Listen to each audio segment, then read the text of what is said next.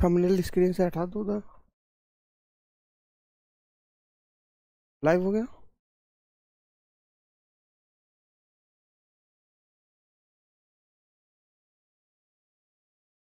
नमस्कार दोस्तों, मैं सौरभ सिंह स्वागत करता हूं आपका आपके अपने परिवार रोजगार विद अंकित में। साथियों, समय हो चुका है दोपहर के 11:03 और ये समय है असिस्टेंट लोको पायलट और टेक्नीशियन के लिए केमिस्ट्री की क्लास का। तो हमारे साथ सभी साथी जुड़ जाएंगे मेरे मित्र। थोड़ा सा इस कमेंट दिखाना, ठीक है? सभी लोग जुड़ जाएंगे और आज हम अपनी शुरुआत करने वाले हैं नए टॉपिक की, some important elements and compounds. ठीक है मेरे भाई, थंबनेल कुछ गलत बना हुआ है, टॉपिक कुछ गलत लगा हुआ था। Acid and bases, acid basis and salt complete हो चुका है मेरे मित्र, और अब हम शुरुआत करेंगे some important elements and compounds के बारे में।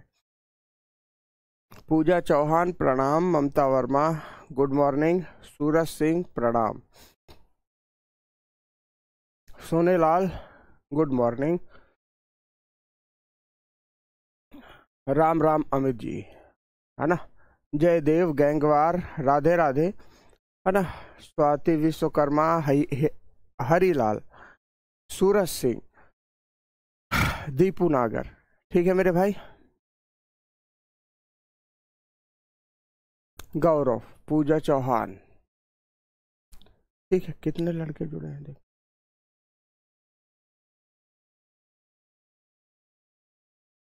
हाँ ठीक है मेरे मित्र, सभी साथी लगभग जुड़ चुके हैं। सौरभ मिश्रा, देखो मेरे भाई, जैसा कि आप सभी लोग जानते हैं कि आपका एग्जाम होने वाला है, एएलपी और टेक्नीशियन का फॉर्म भरे जा चुके हैं, तो अब थोड़ा सा सीरियसनेस लाइए। जैसा कि आपको मालूम है, रोज शाम को 6:30 बजे आपका रोजगार विद अंकित यूट्यूब चैनल पे प्रैक्टिस सेशन होता है। रोजगार विद अंकित यूट्यूब चैनल पे प्रैक्टिस क्वेश्चंस आपके लिए होते हैं, तो आप डेली बेसिस पर प्रैक्टिस सेशन को जरूर से जरूर ज्वाइन किया करिए, क्योंकि आपने यहाँ पर जो कॉन्सेप्ट सीखे हैं उनका एप्लीकेशन सीधा आपको प्रैक्टिस सेशन में मिलता है। कि आपने कितना सीखा, इस बात को आप चेक कर सकते हैं प्रैक्टिस सेशन में, है ना मित्र? और बहुत ज़्यादा समय नहीं है पेपर के लिए, पेपर की डेट कभी भी आ सकती है। ठीक है मेरे भाई। देखो हिमांशु चौहान कह रहे हैं कि सर आप न्यूमेरिकल क्लास में कभी, मैंने न्यूमेरिकल के फॉर्मूले बताए हैं और न्यूमेरिकल्स कैसे सॉल्व करना है ये मैं डेली पीवाईक्यू की क्लास में बताता हूँ, प्रैक्टिस सेशन की क्लास में बताता हूँ, एक एक न्यूमेरिकल करके बताता हूँ। ठीक है मेरे भाई, तो आप लोग सीधा काम किया करो यार। अब मैं क्लास में अगर न्यूमेरिकल सॉल्व कराऊंगा तो कॉन्सेप्ट कब बताऊंगा, आप खुद समझिए। ठीक है, मैंने फार्मूला दिया है, आप उस फार्मूले को कैसे अप्लाई करना है ये सीखिए। अगर नहीं बन पा रहा है आपसे तो आप क्लास में आइए, जो शाम को 6:30 बजे प्रैक्टिस सेशन वाली क्लास होती है, वहां पर हम उसको सॉल्व करते हैं, न्यूमेरिकल भी सॉल्व करते हैं। ठीक है मेरे मित्र, कोई दिक्कत यहाँ तक? किसी को कोई समस्या? ठीक, आप लोगों को कंपलसरी है आना रेलवे असिस्टेंट लोको पायलट की साइंस की क्लास में, अगर आप वास्तविकता में ये चेक करना चाहते हो कि आपने कितना सीखा। ठीक है भैया। अजीत कुमार नमस्कार। दूसरी चीज, कुछ साथी ये कह रहे हैं कि सर केमिस्ट्री समझ में नहीं आ रही, तो उनको मैं एक बात बताना चाहूँगा, क्योंकि कल मैंने कुछ बच्चों से टेलीग्राम पर बात की, तो उन्होंने कमेंट डाला हुआ था ग्रुप में कि केमिस्ट्री समझ में नहीं आ रही, और वास्तविकता जब मैंने उनसे बात की तो वास्तविकता ये निकली कि उन्होंने आज तक क्लास ही नहीं देखी कभी कोई। तो मेरे भाई, आप पहले क्लास देखो, आपको क्लास में क्या नहीं समझ में आया उस चीज़ का स्क्रीनशॉट करो या उसको कोट करो कि सर आपने ये चीज़ जो समझाई थी वो नहीं समझ में आई। आपके ऐसे कहने से क्या मतलब है कि आपको ये नहीं समझ में आया, वो नहीं समझ में आया? और ऐसा करने वाले बहुत ज़्यादा लोग नहीं हैं, ऐसा करने वाले केवल 10 से 12 स्टूडेंट हैं बस। हालांकि यहाँ पर हजारों में स्टूडेंट जुड़े हुए हैं, लेकिन वो 10 से 12 स्टूडेंट को ये प्रॉब्लम होती है कि हमको समझ में नहीं आ रहा है क्या पढ़ाया जा रहा है, क्या लैंग्वेज है। ठीक है मेरे भाई, तो उनसे मैं यही कहना चाहूँगा कि पहले आप क्लास को देखो, क्योंकि आप लोग क्लास देखते नहीं हो, उसके बाद डायरेक्टली ये कोट कर देते हो कि हमको समझ में नहीं आ रहा है।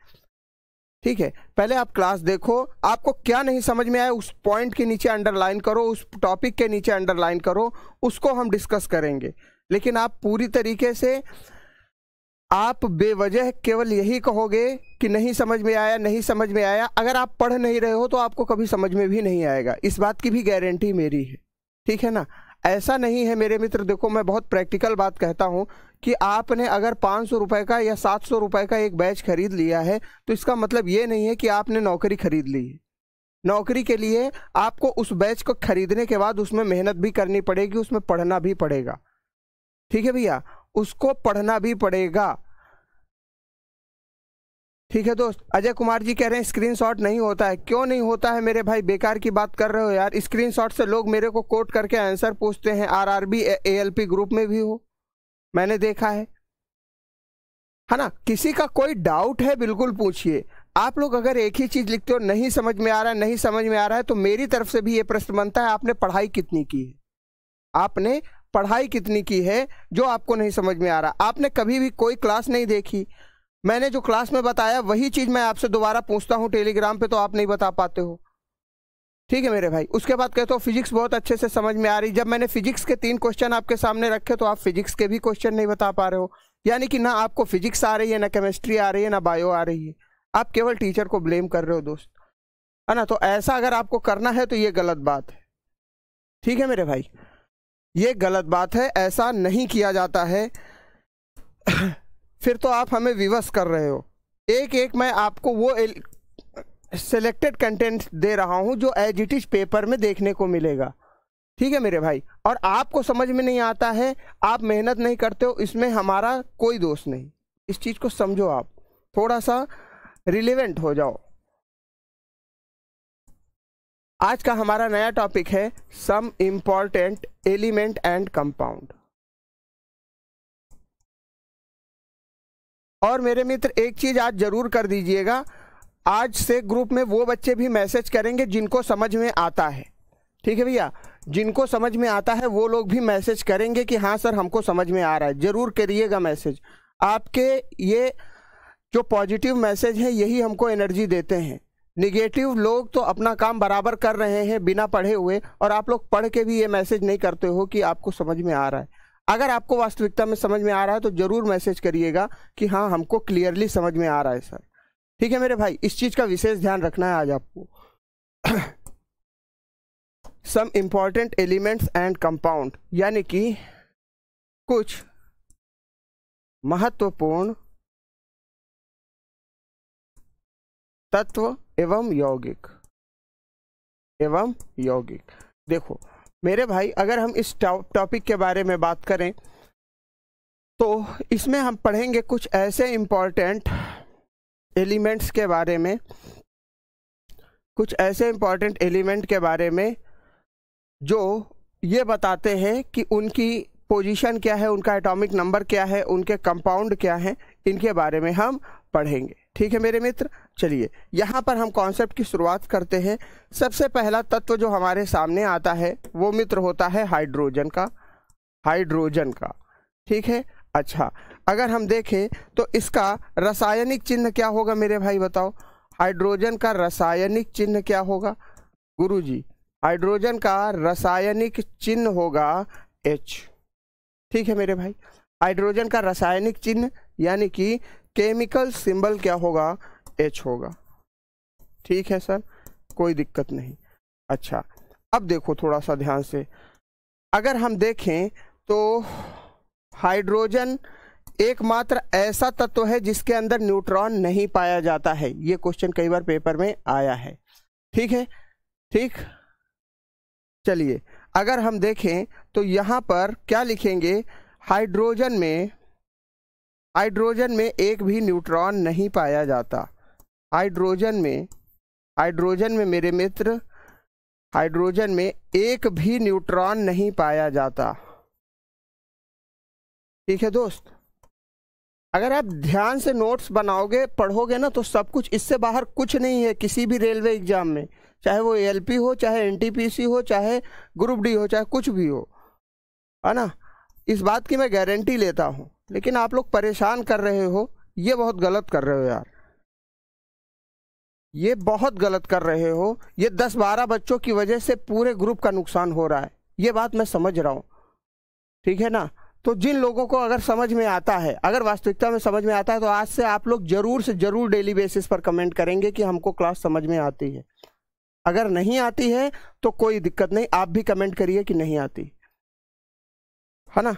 आप सभी के डिसीजन के ऊपर मैं एक प्रॉपर डिसीजन लेना चाहता हूं। बस यहां तक क्लियर हो गया। हाइड्रोजन में एक भी न्यूट्रॉन नहीं होता है। तो अगर हम देखेंगे, no neutron is present in hydrogen।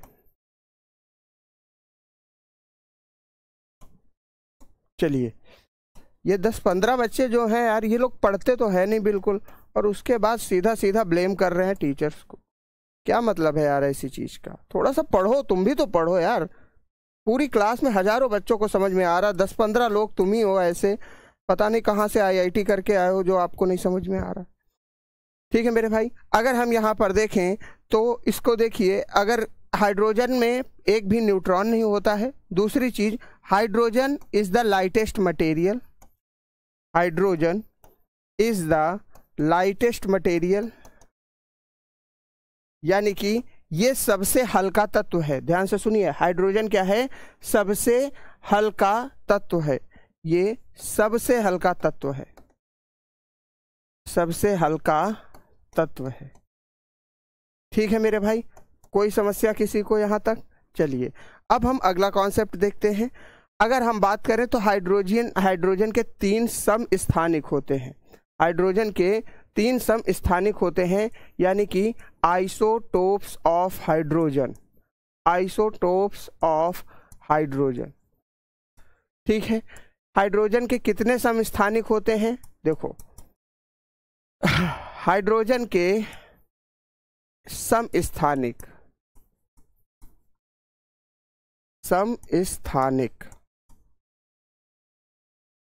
ठीक है भैया। चलिए अगर हम बात करें तो हाइड्रोजन के 3 समस्थानिक होते हैं। पहला होता है 1H1, ठीक है मेरे भाई। दूसरा होता है 2H1 और तीसरा होता है मेरे भाई 3H1।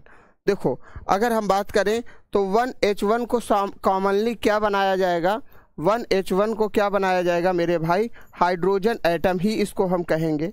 ठीक है गुरुजी, कोई दिक्कत नहीं, हाइड्रोजन एटम ही कहेंगे, यानी कि हाइड्रोजन परमाणु कहेंगे। ठीक है मेरे मित्र। चलिए अगर हम बात करें, अच्छा, इसको हाइड्रोजन एटम के साथ साथ प्रोटियम भी कह सकते हैं। क्या कह सकते हैं? प्रोटियम भी कह सकते हैं। अच्छा, दूसरा क्या होता है? दूसरा होता है ड्यूट्रियम होता है, यानी कि इसको भारी जल भी कहा जाता है। ड्यूट्रियम होता है दूसरा, जिसको भारी जल के नाम से भी जाना जाता है। ठीक है मेरे मित्र। और तीसरा क्या होता है? ट्राइटियम होता है। बोलो, अभी क्लियर हो गई बात? यहां तक सारा कॉन्सेप्ट क्लियर हो गया। 3 हाइड्रोजन के समस्थानिक होते हैं प्रोटियम, ड्यूट्रियम और ट्राइटियम। यहां तक क्लियर हो गई बात? ठीक,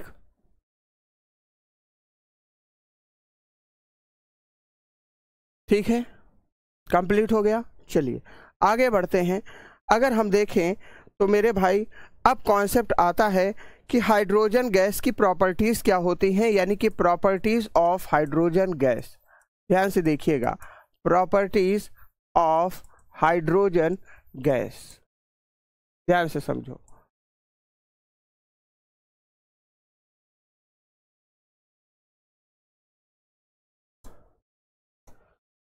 हाइड्रोजन गैस के गुण,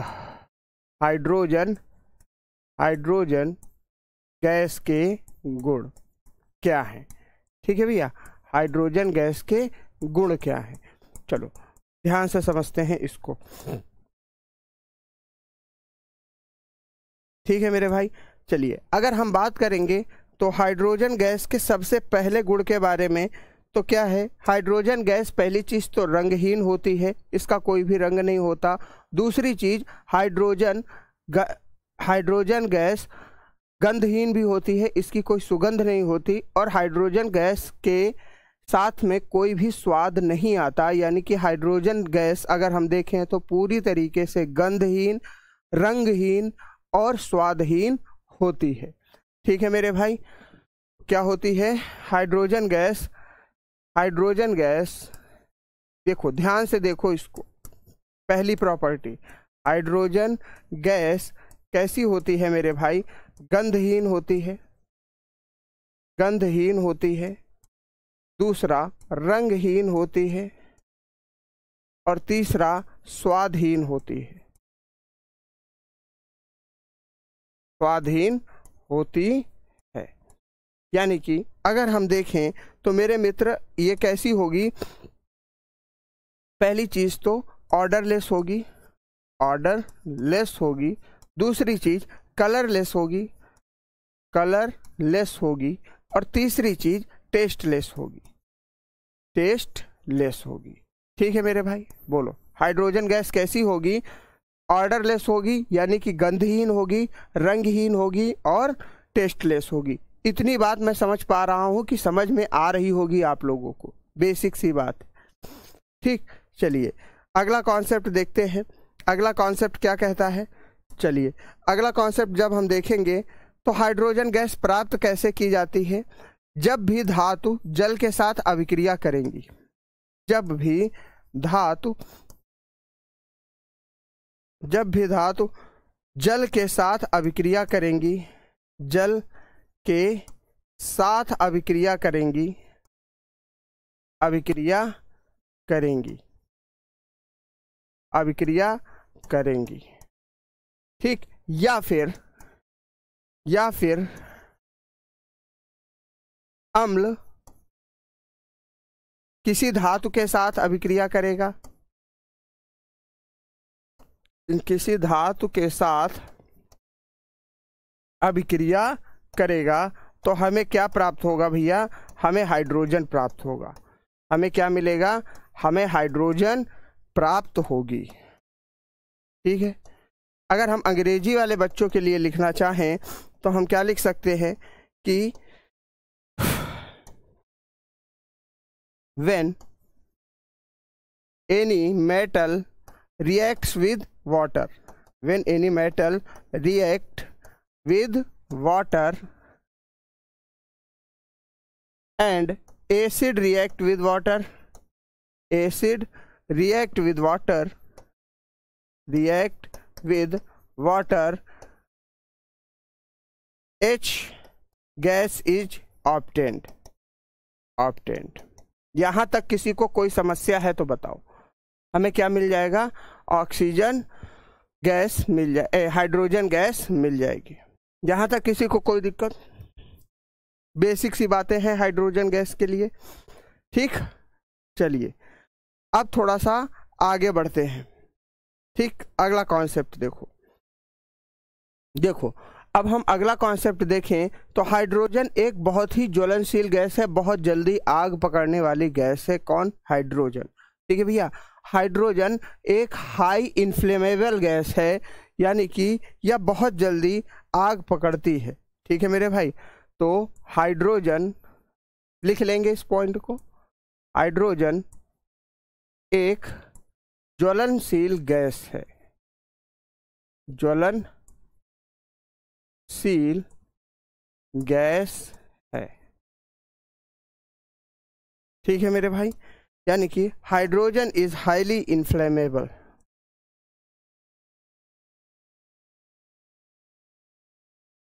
हाइड्रोजन इज हाईली इन्फ्लेमेबल। ठीक है, यानी कि बहुत जल्दी आग पकड़ने वाली गैस है। ठीक है, यहां तक क्लियर हो गया, कोई समस्या? चलिए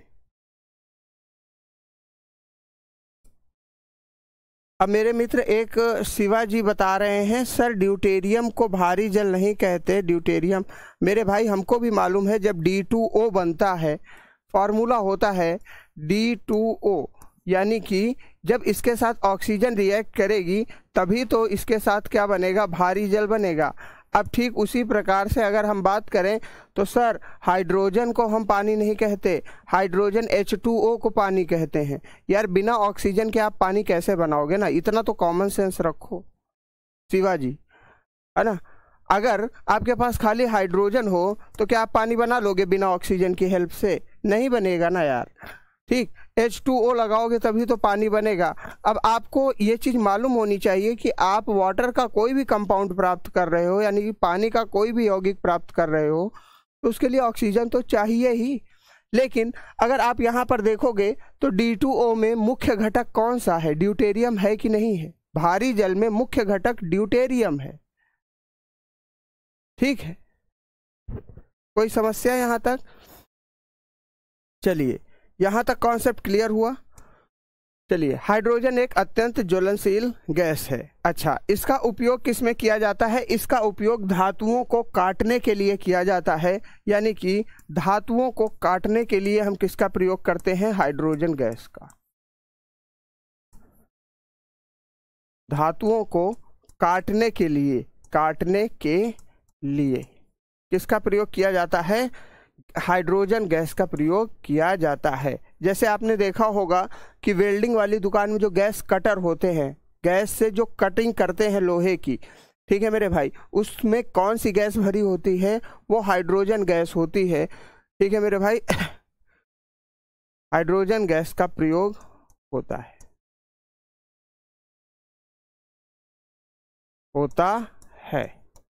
ठीक है भैया। अगर हम यहाँ पर बात करें तो मेरे मित्र, फॉर कटिंग ऑफ मेटल्स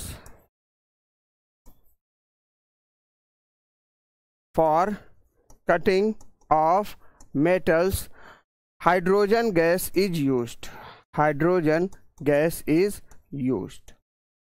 ठीक है भैया, यहाँ तक किसी को कोई दिक्कत? अच्छा, अब देखो इसका अगला प्रयोग क्या होगा मेरे भाई। अगला प्रयोग अगर हम देखेंगे तो हाइड्रोजन गैस का प्रयोग फ्यूल की तरीके से किया जाता है। हाइड्रोजन गैस का प्रयोग, आदर्श पांडे, बढ़िया यार। हाइड्रोजन गैस का प्रयोग फ्यूल की तरीके से किया जाता है। किसके लिए? जेट इंजन्स के लिए। जो हवाई जहाज होते हैं उनमें जो ईंधन का प्रयोग किया जाता है, उनमें जो प्रयोग में लाई जाने वाली गैस होती है वो हाइड्रोजन गैस होती है। इट इज यूज्ड एज ए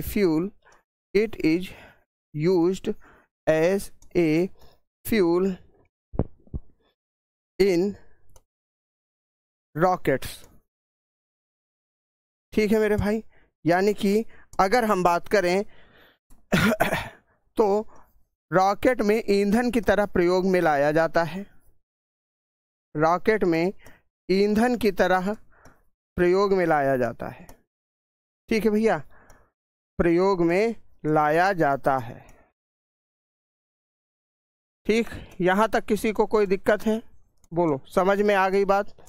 ठीक, अब एक और आखिरी जो प्रयोग बनता है,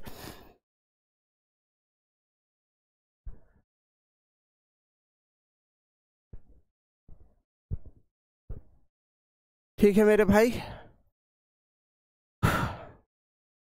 अगर हम देखें इसका लास्ट जो कॉन्सेप्ट बनता है, इसका लास्ट जो उपयोग बनता है वो क्या होता है? अमोनिया विधि का, अमोनिया का उत्पादन। यानी कि अगर हम यहाँ पर देखेंगे तो हैबर्स विधि के द्वारा हाइड्रोजन के कंपाउंड मिलते हैं किससे? नाइट्रोजन के साथ, और क्या उत्पन्न करते हैं? अमोनिया उत्पन्न करते हैं। ठीक है मेरे भाई, अगर हम देखें तो हैबर विधि के द्वारा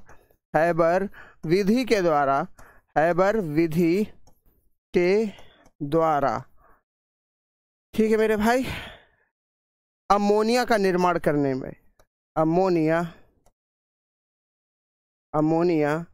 का निर्माण करने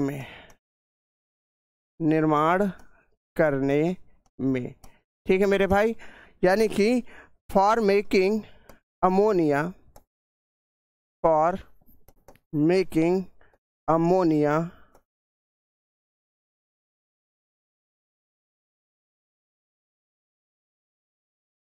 अमोनिया क्या होगी मेरे भाई? NH3। यानी कि जब हाइड्रोजन किसके साथ रिएक्ट करेगी? किसके साथ?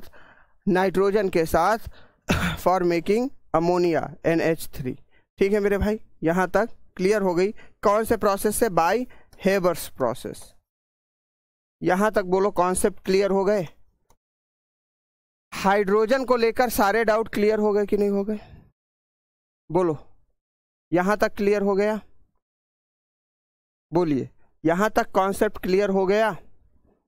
चलिए अब हम आगे बढ़ते हैं, पानी के बारे में बात करेंगे। किसके बारे में बात करेंगे? पानी के बारे में बात करेंगे। देखो, वाटर यानी कि जल, ये भी एक महत्वपूर्ण क्या है?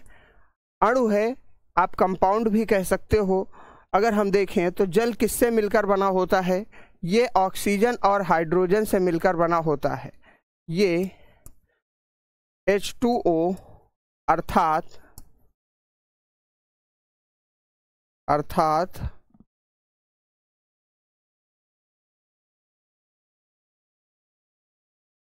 हाइड्रोजन और ऑक्सीजन से मिलकर बना है।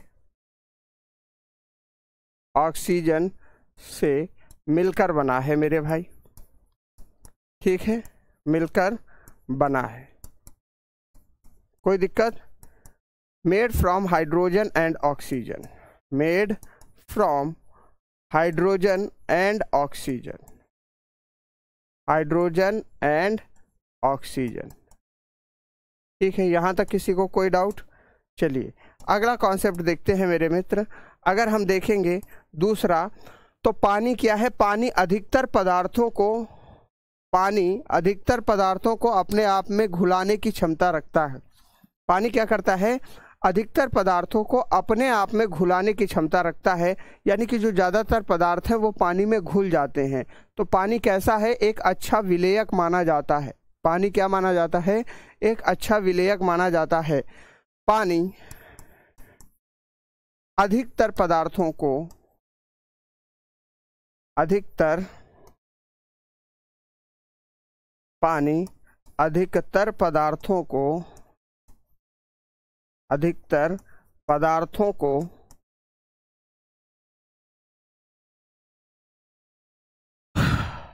अपने आप में घुला देता है, घुलाने की क्षमता रखता है, घुलाने की क्षमता रखता है। इसलिए पानी क्या है मेरे भाई? इसलिए पानी एक अच्छा विलायक है। पानी क्या है? एक अच्छा विलायक है, अच्छा विलायक है, ठीक है मेरे भाई। अगर हम बात करें तो water is a good solvent, English वाले बच्चे क्या लिख लेंगे? Water is a good solvent as it dissolves most of the compounds,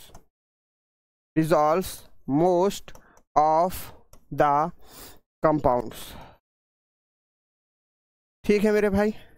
अच्छा, यहां तक किसी को कोई समस्या? बोलो, समझ में आ रहा है कि नहीं आ रहा है? यहां तक क्लियर है? ठीक है, चलिए आगे बढ़ते हैं। अगर हम देखें अगले कॉन्सेप्ट, अगली स्लाइड पर आते हैं। नोट्स आप पीडीएफ से बना लीजिएगा। जब दोबारा क्लास देखो ना रिकॉर्डेड फॉर्म में, तब आपके पास पीडीएफ भी आ जाएगी, तो आप उसी से नोट्स बना लीजिएगा, है ना। क्लास में समझो ज़्यादा से ज़्यादा।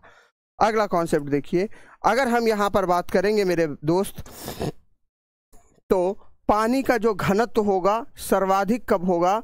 4 डिग्री तापमान पर होगा, यानी कि वाटर्स डेंसिटी। ये वो क्वेश्चन हैं जो रेलवे में कहीं ना कहीं पूछे जाते हैं। उन्हीं क्वेश्चन को मैं वन लाइनर बना के आपके सामने लिखवा देता हूँ, ठीक है। तो आप इस चीज़ को समझिए कि इनका रिवीजन आप करिए। ये क्वेश्चन रेलवे के फॉर्म में देखने को मिलेंगे आपको, और अगर आप प्रैक्टिस सेट में आते होंगे तो श्योर आपको वो क्वेश्चन मिलते होंगे जो आपने क्लास में पढ़ रखे हैं पहले से, ठीक है मेरे भाई। तो इस चीज़ का विशेष ध्यान दीजिए आप। Waters density is highest eight 4 degree Celsius, यानी कि अगर हम बात करें तो 4 डिग्री तापमान पर तापमान पर पानी का घनत्व अधिक होगा, पानी का घनत्व अत्यधिक होगा।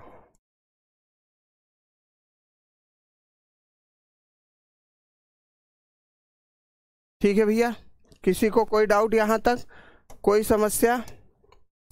चलिए, यहाँ तक उम्मीद करता हूँ कॉन्सेप्ट आपको समझ में आ गए होंगे। अब चलिए, अगर हम देखें तो थोड़ी सी बात कर लेंगे किसके बारे में, हाइड्रोजन पैरा ऑक्साइड के बारे में। ठीक है मेरे भाई, कोई दिक्कत यहाँ तक? ठीक, क्लियर हो गई बात? ये हो गई बात पानी के लिए। ठीक, चलिए अब हम अगर बात करें, अच्छा हाँ, एक चीज़ और समझ लो, पानी कैसा है? पानी पोलर है, यानी कि पानी ध्रुवीय गुणों को प्रदर्शित करता है। पानी ध्रुवीय गुणों को प्रदर्शित करता है। ये बात मैंने हाइड्रोजन बॉन्ड में भी बताई थी, जब केमिकल बंधन की क्लास आपको पढ़ाई थी, रासायनिक बंध जब पढ़ाए थे तो वहाँ पर मैंने हाइड्रोजन बॉन्ड पढ़ाया था। ठीक है मेरे भाई, और हाइड्रोजन बॉन्ड पढ़ाने के साथ साथ मैंने एक चीज़ बताई थी कि पानी जो है ध्रुवीय गुण प्रदर्शित करता है, ध्रुवीय गुण प्रदर्शित करता है। ठीक है मेरे भाई, प्रदर्शित करता है। ठीक, यानी कि अगर हम देखें तो water is polar in form, water is polar in form, polar in form. यहां तक किसी को कोई डाउट नहीं होना चाहिए। क्लियर हो गया मेरे भाई? चलिए आगे हम बढ़ें, आगे बढ़ें। ठीक, चलिए हाइड्रोजन पेरो ऑक्साइड के बारे में अब हम बात करेंगे। अभी हमने पढ़ा कंपाउंड कौन सा था? H2O। अब हम पढ़ेंगे H2O2। ठीक है भैया, अब हाइड्रोजन पेर ऑक्साइड यानी कि H2O2 के बारे में पढ़ने जा रहे हैं, और ये हमारा तीसरा कंपाउंड है। बहुत ध्यान से समझिएगा, एक एक कंपाउंड से क्वेश्चन बनेंगे। पहले हमने पढ़ा हाइड्रोजन, फिर पढ़ा पानी, अब हम पढ़ने जा रहे हैं H2O2 यानी कि हाइड्रोजन पेरो ऑक्साइड के बारे में पढ़ने जा रहे हैं। ठीक है मेरे भाई, हाइड्रोजन पर ऑक्साइड। ठीक है गुरुजी, अगर हम इसको देखेंगे तो इसको हम क्या लिख सकते हैं? इसका रासायनिक सूत्र, इसका रासायनिक सूत्र क्या होगा? रासायनिक सूत्र मेरे भाई क्या होगा? इसका रासायनिक सूत्र होगा H2O2। ठीक, यानी कि it's chemical formula will be, it's chemical formula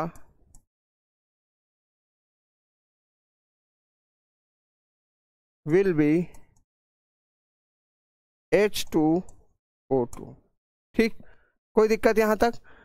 अब देखो, जैसा कि इसमें क्या हुआ, जैसा कि हम इसमें देखेंगे पानी देना जैसा कि हम इसमें देखेंगे, हमें ऑक्सीजन के दो तत्व दिखाई दे रहे हैं, यानी कि ऑक्सीजन का एक अणु लगा हुआ दिखाई दे रहा है। तो इसे हम क्या कह सकते हैं? इसे ऑक्सीजनेटेड वाटर भी कह सकते हैं।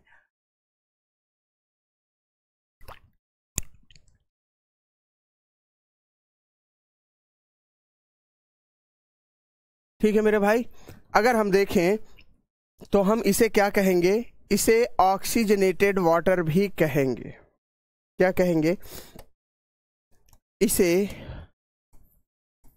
इसे क्या कहा जाता है? ऑक्सीजनेटेड वाटर भी कहा जाता है। याद रखो इसको, है ना? इसे ऑक्सीजनेटेड वाटर भी कहा जाता है, कहा जाता है। ठीक है, known as oxygenated water, oxygenated water. ठीक है भैया, कोई समस्या? ठीक, कोई दिक्कत यहाँ तक? चलिए, अगर हम बात करें तो हाइड्रोजन पेरो ऑक्साइड का हिंदी में ऑक्सीजनेटेड वाटर को हिंदी में भी प्रवीण जाट जी ऑक्सीजनेटेड वाटर ही कहते हैं। ठीक है, लिख दिया मैंने, इसको ऑक्सीजनेटेड वाटर कहा जाता है, यानी कि हिंदी में इसको ऑक्सीजनेटेड वाटर ही कहते हैं। क्लियर हो गई बात? समझ में आ गया? ठीक है भैया, हिंदी में भी ऑक्सीजनेटेड वाटर ही कहते हैं। 3 बार रिपीट कर चुका हूं इस चीज को। चलिए आगे बढ़ते हैं। ऑक्सीजनेटेड वाटर के साथ साथ इसको क्या माना जाता है मेरे मित्र? इसको बहुत अच्छा क्लीनिजिंग एजेंट माना जाता है, इसलिए इससे घाव वगैरह की सफाई की जाती है। क्या किया जाता है? इससे घाव की सफाई की जाती है, सफाई की जाती है, सफाई की जाती है। ठीक है मेरे भाई। अच्छा एक चीज देखो, जब किसी के कोई कट लग जाता है, ठीक है, घाव लग जाता है, तो घाव में डॉक्टर ऐसे थोड़े नहीं है मेरे भाई। अगर हम देखें हमारे हाथ में अगर चोट लग गई, कट लग गया, तो डॉक्टर क्या करेगा? डायरेक्ट ऐसे ही पट्टी बांध देगा? नहीं भाई, पहले उस घाव की साफ सफाई करेगा। तो वो जो घाव की साफ सफाई कर रहा है डॉक्टर, वो किस पानी से कर रहा है? यही ऑक्सीजनेटेड वाटर यानी कि हाइड्रोजन पैराऑक्साइड से कर रहा है।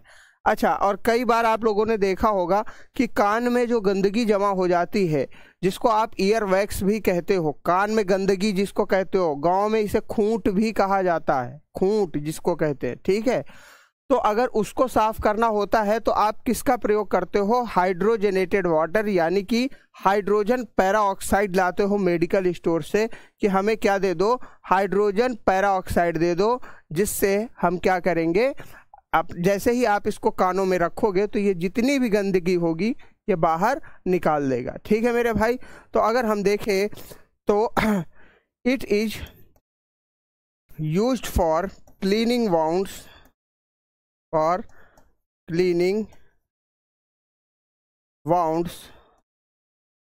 ठीक, अच्छा, कहाँ पर? लॉन्ड्री में भी, कपड़े की साफ सफाई में भी प्रयोग किया जाता है। Used in laundry, used in laundry for cleaning clothes, for cleaning clothes. ठीक है भाई, कपड़े धोने में भी प्रयोग में लाया जाता है, कपड़े धोने में भी प्रयोग में लाया जाता है। ठीक है भैया, प्रयोग में लाया जाता है। बोलो, यहाँ तक किसी को कोई कॉन्सेप्ट में दिक्कत? यहाँ तक पॉइंट क्लियर हो गए सारे? ठीक है, चलिए अगर हम मेरे मित्र बात करें तो ये तो रही हाइड्रोजन ऑक्साइड की, हाइड्रोजन पर ऑक्साइड के बात, यानी कि H2O2 की बात। अब हम बात करेंगे थोड़ा सा धातुओं में, यानी कि लिथियम के बारे में मित्र बात करेंगे। किसके बारे में बात करेंगे? लिथियम के बारे में बात करेंगे। लिथियम क्या है? लिथियम यानी कि Li।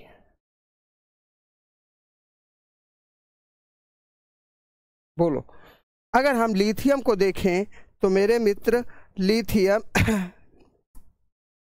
लिथियम सबसे हल्की धातु है। पहली चीज समझ लेना, ध्यान से सुनना। लिथियम क्या है? सबसे हल्की धातु है। और सबसे हल्का तत्व पूरे आवर्त सारिणी में कौन सा है? हाइड्रोजन। सबसे हल्का कौन है? हाइड्रोजन। लेकिन यदि हम धातुओं के बारे में विशेष तौर से बात करें तो धातुओं में सबसे हल्की कौन होती है? लिथियम होती है। ठीक है मेरे भाई।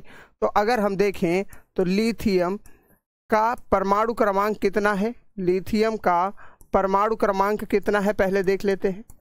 परमाणु क्रमांक 3 है। ठीक, लिथियम का परमाणु क्रमांक है 3, यानी कि लिथियम को अगर हम लिखेंगे तो lithium atomic number will be, lithium atomic number will be 3। ठीक है मेरे भाई, कोई समस्या? अच्छा, अगर हम बात करें तो यह कैसी होती है? यह धातुओं में सबसे हल्की होती है, ये पॉइंट लिख लीजिए, ये सबसे हल्की धातु है, ये सबसे हल्की धातु है। ठीक है मेरे मित्र, सबसे हल्की धातु है, यानी कि अगर हम इसको लिखें तो क्या हम लिख सकते हैं? It is the lightest metal, lightest metal. बोलो, ये सबसे हल्की धातु है, हिंदी में लिख दिया, it is the lightest metal अंग्रेजी में लिख दिया। क्लियर हो गई बात? बोलो, चलो आगे बढ़ते हैं। अगर हम बात करें तो यह कैसी होगी, इसकी प्रकृति, ये दिखती कैसी होगी मेरे भाई? ये चांदी जैसी सफेद होगी, ये चांदी जैसी सफेद होगी, सफेद होगी, सफेद होगी, तथा यह ये इतनी मुलायम होगी, इतनी मुलायम होगी, इतनी मुलायम होगी कि इसे चाकू से भी काटा जा सकता है। लिथियम की बात हो रही है, सोडियम और पोटेशियम की नहीं, पहले ध्यान से सुन लीजिए कि इसे चाकू से भी काटा जा सकता है, इसे चाकू से भी काटा जा सकता है। ठीक, काटा जा सकता है ना भाई? याद रखो, ये सारे वही पॉइंट हैं जो आपके पेपर में आने के पूरे संभावनाएं रखते हैं। देखो, अगर हम बात करें तो ये कैसी होगी? ये चांदी जैसी सफ़ेद होगी, तथा ये इतनी मुलायम होगी कि इसको आप चाकू से भी काट सकते हैं। अच्छा, ये अत्यधिक क्रियाशील भी होगी, इस चीज़ को भी समझ लो। ये क्या होगी? ये अत्यधिक क्रियाशील होगी, अत्यधिक, ये अत्यधिक क्रियाशील होगी, क्रियाशील होगी। ठीक, अब देखो, अंग्रेजी वाले परेशान हो, अंग्रेजी वालों के लिए भी मैं लिख देता हूं, it is silver white in colour, silver white in colour, in colour and highly reactive, highly reactive. ठीक है भैया, कोई दिक्कत? ये इतनी ज़्यादा क्रियाशील होगी कि इसको कहाँ पर रखा जाता है? खनिज तेल में, यानी कि मिनरल ऑयल में डुबोकर रखा जाता है। ठीक है भाई, यहाँ पर लिख देता हूँ मैं, इसे खनिज तेल में डुबोकर रखा जाता है। ठीक है भैया, इसे खनिज तेल में डुबोकर रखा जाता है, डुबोकर रखा जाता है। ठीक है सर, कोई दिक्कत नहीं। अगर हम इसको देखेंगे तो मेरे मित्र हम क्या लिख सकते हैं? It is placed in mineral oil, it is placed in mineral oil, mineral oil. ठीक है भैया, कोई दिक्कत यहाँ तक? कोई समस्या? ये हो गई बात लिथियम के बारे में। ठीक है, यहाँ तक क्लियर हो गई बात, कॉन्सेप्ट क्लियर है? चलिए ठीक, अब हम बात करते हैं कि इसका उपयोग कहाँ किया जाता है मेरे भाई। तो इसका उपयोग अगर हम देखें तो उपयोग कहाँ करेंगे हम, यूज़ कहाँ करेंगे? उपयोग यानी कि यूज़, देखो मोबाइल की बैटरी, मोबाइल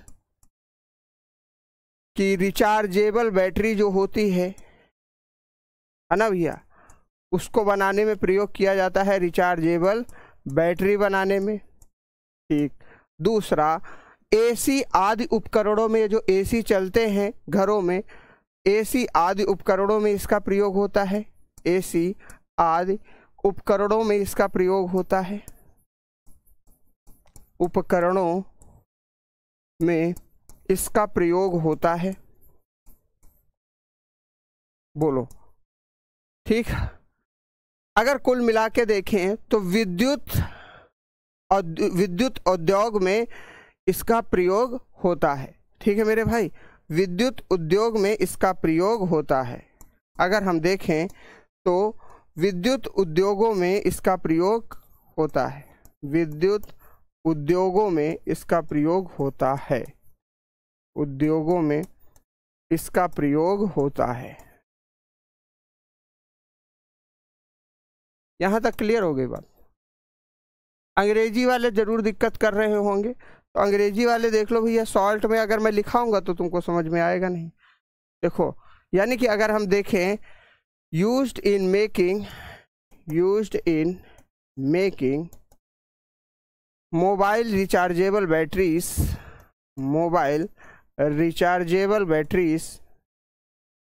ठीक है ब्रदर। और अगर हम देखें used in AC and different electrical appliances and different electrical products। बोलो, क्लियर हो गई बात यहां तक? लिथियम का कॉन्सेप्ट क्लियर?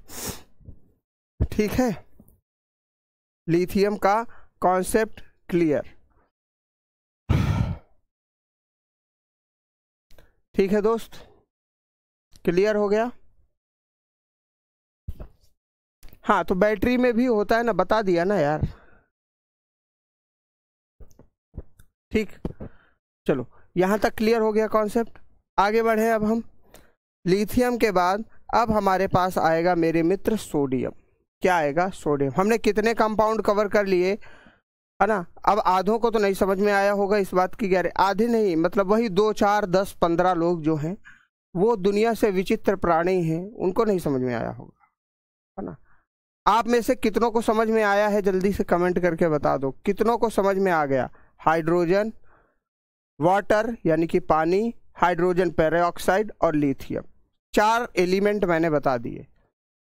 ठीक है, ठीक, क्लियर है सभी को? बेहतरीन। रानी सिंह, पंकज कुमार, अनिकेत चौधरी, वीरेंद्र, है ना? ठीक,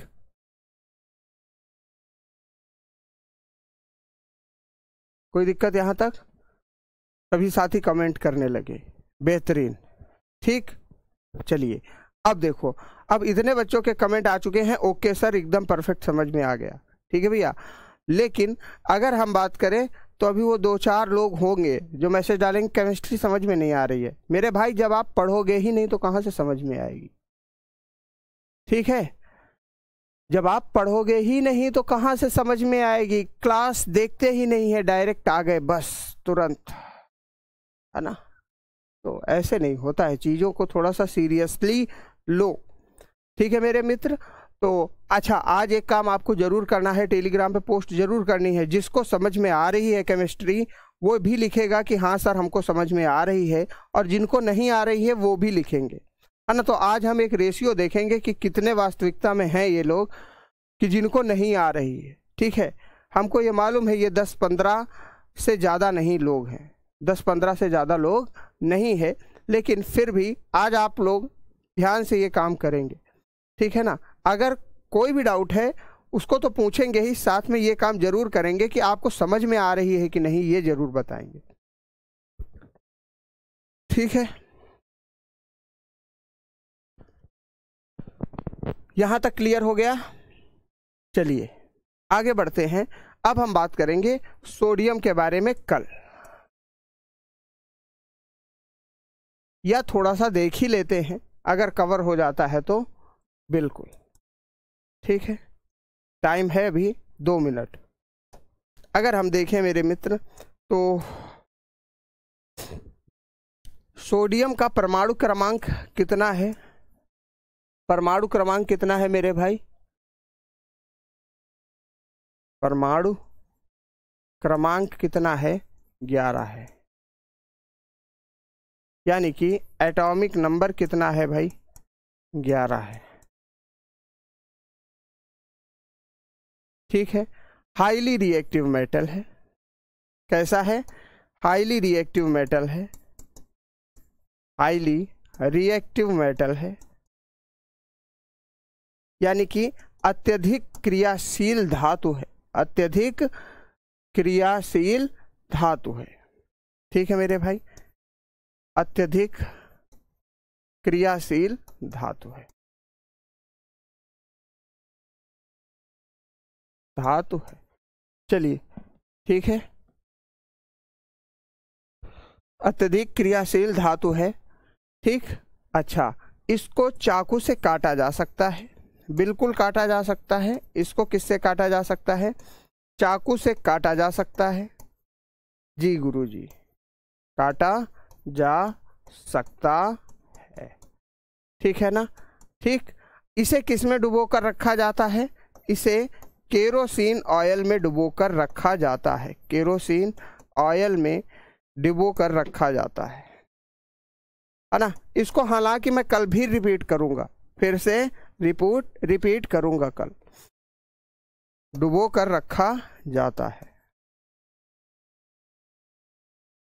रखा जाता है।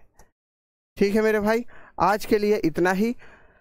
तो कल की क्लास में हम सोडियम को फिर से थोड़ा सा कवर करेंगे। आज मैंने जो आपको 4 एलिमेंट बताए हैं, इनको जरूर से विशेष तौर पर पढ़ के आइएगा। कौन कौन से 4 एलिमेंट थे? हाइड्रोजन, हाइड्रोजन परऑक्साइड, पानी, लिथियम।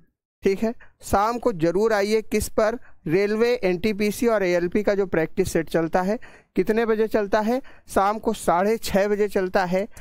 किस चैनल पर? रोजगार विद अंकित यूट्यूब चैनल पर। ठीक है भैया, साइंस का प्रैक्टिस सेट, बहुत ही संतुलित प्रैक्टिस सेट होता है। ठीक है भैया, तो वहां पे जरूर आओ, रोजगार विद अंकित यूट्यूब चैनल पर, है ना? एक से एक बहुत अच्छे अच्छे न्यूमेरिकल, फिजिक्स के भी, केमिस्ट्री के भी, बायो के भी, जो आपके पेपर में आए हुए हैं, एग्जैक्ट वही लेवल रहता है ना? और मेहनत करो। ठीक है मेरे भाई, मेहनत करो। ठीक है दोस्त, धन्यवाद। आज आप जरूर करिएगा, जिससे हमें एक आइडिया तो लग सके कि वास्तविकता में क्या रेशियो है, जिनको समझ में आ रहा है और जिनको नहीं समझ में आ रहा है। जिनको नहीं समझ में आ रहा है, फिर उनके लिए हम कोई और इस तरीका ढूंढते हैं, कोई और टेक्निक्स ढूंढते हैं, जिससे उनको भी समझ में आए, क्योंकि हमें सबको साथ में लेकर चलना है। ठीक है मेरे मित्र, तो नमस्कार, इसके लिए इतना ही, और कल मुलाकात होगी फिर 11 बजे। तब तक के लिए सभी को नमस्कार, जय हिंद।